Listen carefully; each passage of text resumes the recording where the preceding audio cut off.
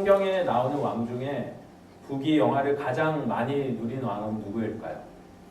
열왕기상 3장 13절에 보니 하나님께서 솔로몬에게 내가 구하지 아니한 부귀와 영광도 내게 주노니 내 평생의 왕들 중에 너와 같은 자가 없을 것이라고 말씀하십니다. 성경에 기록된 솔로몬의 부와 영화는 상상하기 어렵습니다. 그의 도성은 은이 돌같이 흔하고 나무 중 최고의 나무라 할 수 있는 백향목이 당시 가장 흔한 나무인 뽕나무 같이 많았다라고 기록되었습니다. 이뿐만이 아닙니다. 하나님께서는 솔로몬에게 지혜와 총명도 허락하셔서 솔로몬의 지혜가 동양 모든 사람의 지혜와 애굽의 지혜보다 뛰어나다라고 기록되었습니다. 이 솔로몬의 영화로움에 대한 기록을 더 자세히 알고 싶은 분은 열왕기상 4장 20절로 34절을 보시기 바랍니다. 우리 사람에게는 누구나 솔로몬과 같이 지혜롭고 부자로 살고 싶은 욕망이 있습니다. 그런데 마태복음 6장 29절로 30절에 예수님께서 이렇게 말씀하십니다. 그러나 내가 너희에게 말하노니 솔로몬의 모든 영광으로도 입은 것이 이 꽃 하나만 갖지 못하였느니라. 오늘 있다가 내일 아궁이에 던져지는 들풀도 하나님이 이렇게 입히시거든 하물며 너희일까 보냐 믿음이 적은 자들아. 하나님께서는 들에 피는 꽃도 잘 자라게 하셔서 인간의 어떤 영광보다도 아름답게 하시는데 하물며 하나님의 들풀과 비교할 수 없을 정도로 사랑하시는 당신의 자녀인 우리의 필요한 것을 채워주시고 원하는 것을 들어주지 아니하시겠느냐라고 예수님께서 말씀하십니다. 여러분, 지금 여러분 자신이, 여러분 가정이, 또 우리 교회가 꼭 필요함을 느끼고 마음속에 간절히 바라는 것이 무엇입니까? 하나님께서는 우리의 필요를 채워주시는 분임을 믿으시기 바랍니다.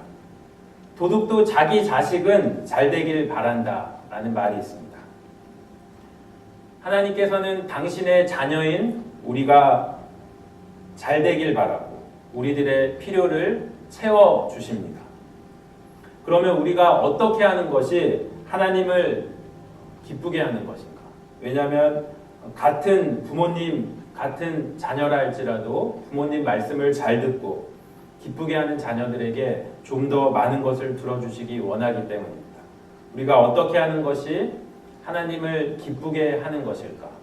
오늘 본문의 엘리야를 통해 우리가 함께 살펴보도록 하겠습니다. 하나님께서 기뻐하시는 자녀는 첫째, 하나님의 살아계심을 믿고 신뢰하는 자녀입니다. 본문 1절에 보면은 엘리야가 아합 왕에게 이렇게 얘기합니다. 1절 말씀. 내가 섬기는 이스라엘의 하나님 여호와께서 살아계심을 두고 맹세하노니.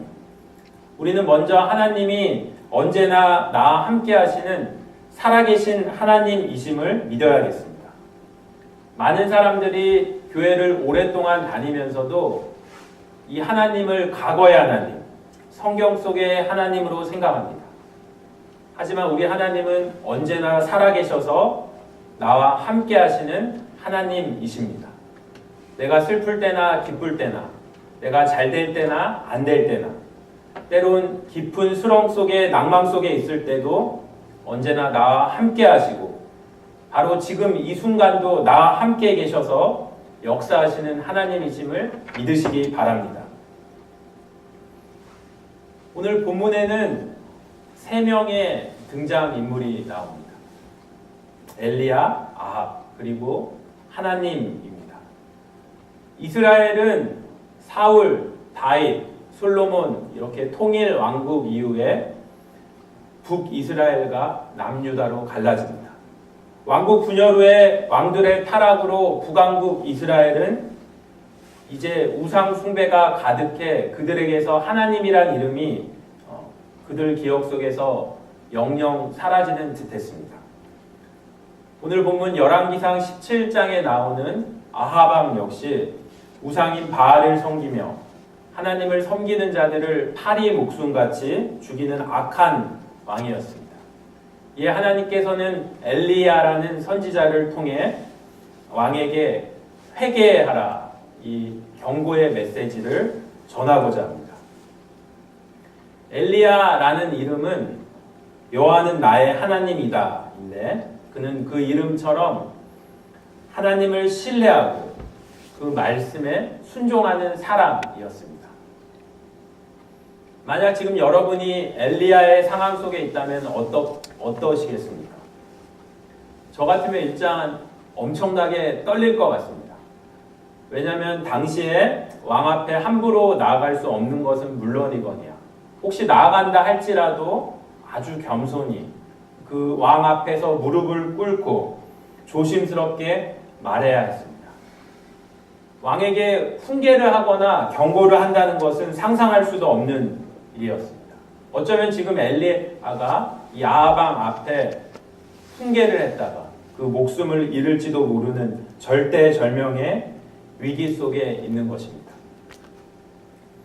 지금 여러분의 상황이 여러분의 인생에서 위기의 순간이라고 생각하는 분 계십니까? 힘들고 어려운 시기라고 생각하는 분 계십니까? 제가 두려울 때 부르는 찬송이 있습니다. 예수가 함께 계시니 시험이 오나 겁없네, 기쁨의 근원 되시는 예수를 위해 삽시다. 우리에게 여러 가지 시험이 오지만 하나님이 함께 계시니 두렵지 않습니다. 이 살아계신 하나님을 신뢰하고 의지하십시오. 그분의 말씀을 신뢰하십시오. 제가 위기 상황 가운데 붙잡는 하나님 말씀은 예레미야 29장 11절과 이사야 41장 10절 말씀입니다. 너희를 향한 나의 생각을 내가 아나니 평안이요 재앙이 아니니라. 너희에게 미래와 희망을 주는 것이니라. 두려워하지 말라. 내가 너와 함께하니라. 놀라지 말라. 나는 내 하나님이 되니라.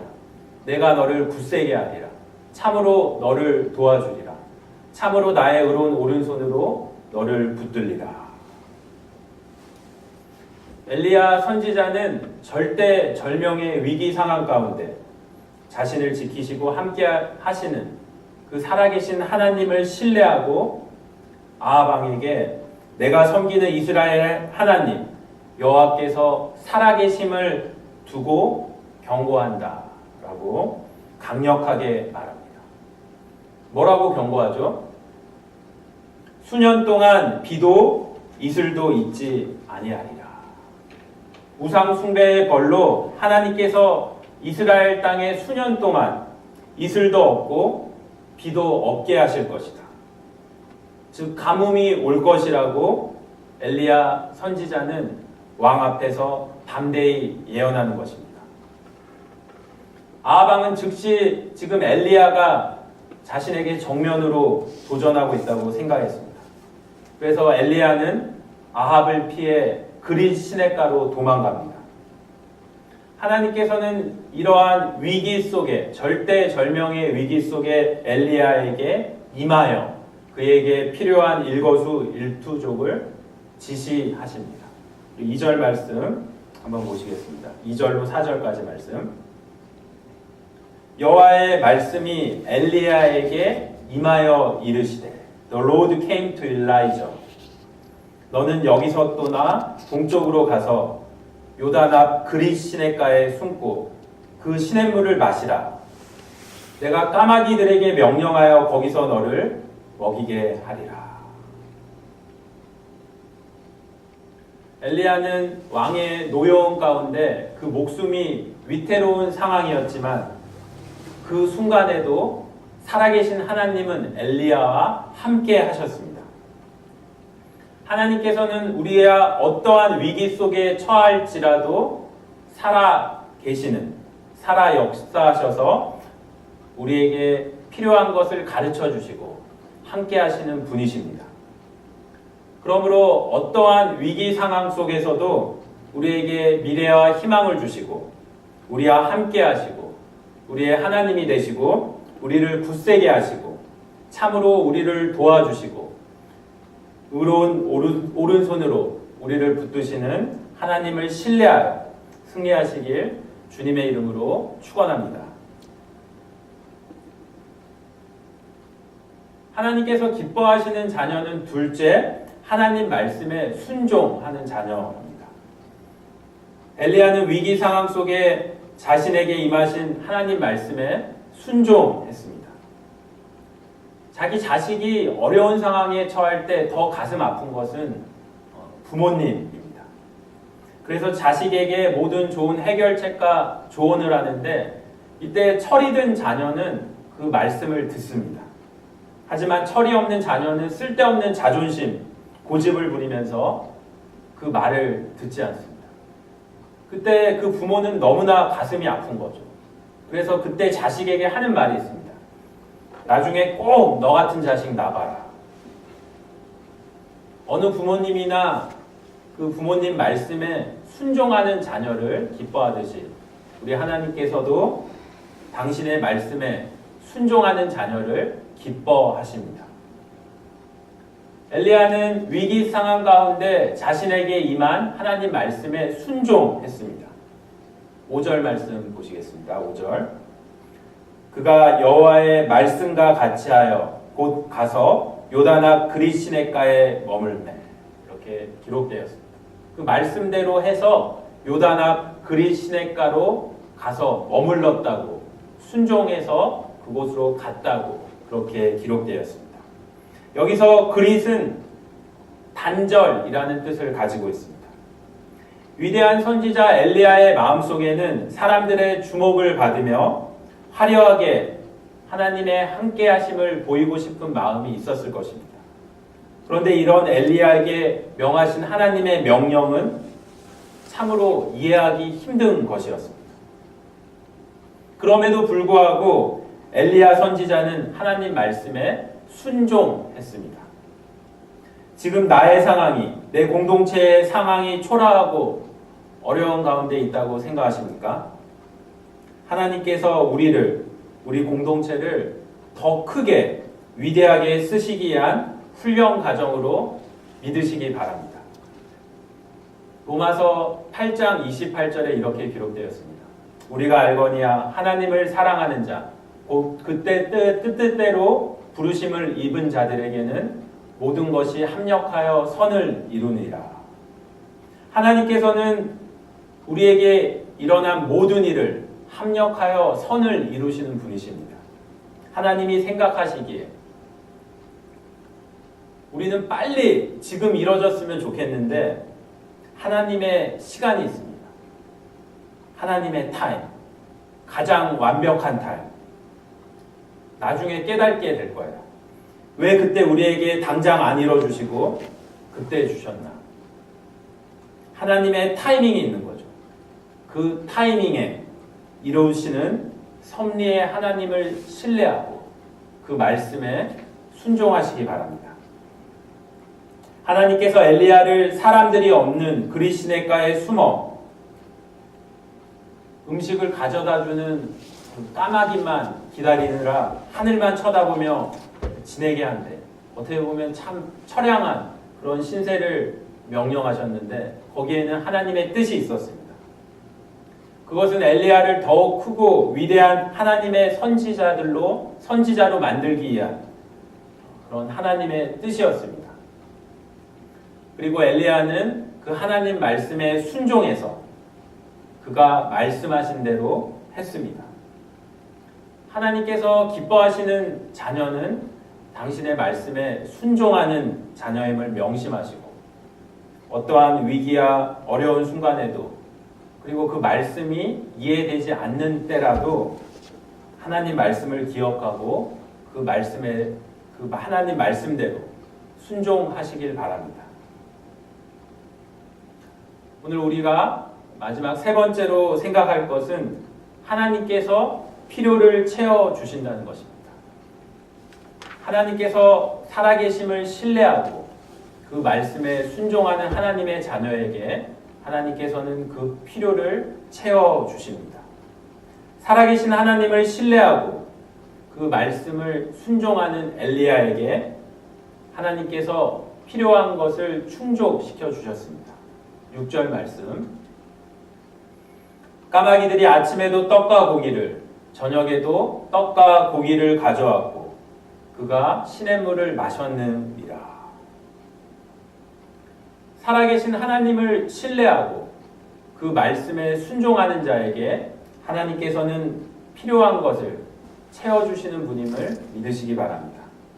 하나님께서는 우리가 환난을 당할 때 피할 길을 주시고 우리를 보호해 주십니다. 이를 위해서 필요하다면 기적을 이루기도 하십니다. 하나님께서 기뻐하시는 자녀는, 다시 말해 하나님 마음에 합당한 자녀는 당신께서 끝까지 붙들어 주시며 까마귀 같은 동물을 통해서라도 필요를 채워 주십니다. 여러분 지금 무엇을 걱정하고 있습니까? 무엇을 염려하고 있습니까? 세상에 막 태어난 아기는 어떻게 돈을 벌어 먹고 살까? 이런 걱정을 하지 않습니다. 단지 자신을 사랑하고 지켜주시는 부모님을 신뢰하면 됩니다. 우리는 하나님의 자녀입니다. 하나님께서는 지금도 공중의 새와 들의 꽃들을 먹이시고 자라게 하십니다. 오늘도 당신의 자녀인 우리의 필요를 아시고 채워주십니다. 그러므로 우리는 아무것도 염려하지 말고 오직 살아계신 여호와 하나님만 신뢰하고 그 말씀에 순종해야 되겠습니다. 잠언 16장 9절에 이렇게 기록되었습니다. 사람이 마음으로 그 길을 계획할지라도 그 걸음을 인도하는 자는 여호와 하나님이라. 여러분의 길을 하나님께 맡기십시오. 우리의 가정도 하나님께 맡기고 우리 교회도 하나님께 맡기십시오. 하나님께서 인도하십니다. 살아계신 하나님을 신뢰하고 그 말씀에 순종하는 저와 여러분 모두가 되시길 바랍니다. 하나님을 신뢰하고 그 말씀에 순종하는 저희 근론의 교회가 되길 바랍니다. 그래야 할 때 하나님께서 우리의 모든 필요를 아시고 당신의 뜻을 따라 당신의 방법으로 당신의 때 우리의 필요를 채워주실 줄로 믿습니다. 함께 기도하겠습니다.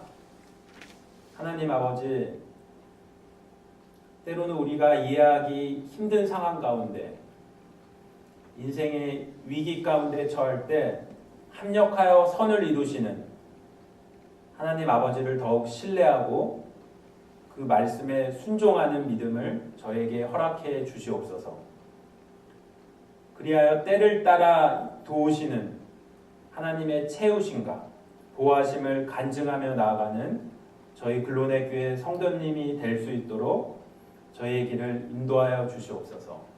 예수님의 이름으로 기도드렸습니다. 아멘.